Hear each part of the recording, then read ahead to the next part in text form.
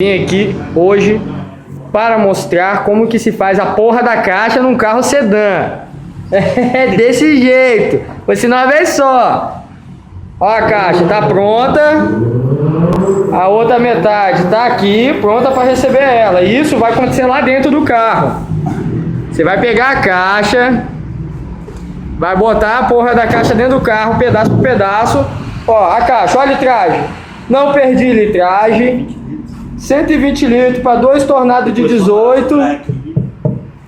E é isso aí, meu parceiro. O negócio é esse aí. Aqui é vibração, porra. Olha lá, toma na goela. Toma na goela. Aqui é nós. Aqui é o poder. Aí, ó. Vai querer?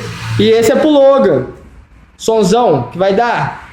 Chora, neném, chora. Olha lá, o acabamento na frente. Eu quero que você chora. Vem. Vem, vem, vem. Ó, embutiu. Top de linha. Filé. Mas isso aqui, vocês só encontram aqui. Na vibração, tá ligado? Só na vibração. Só na vibração. Só.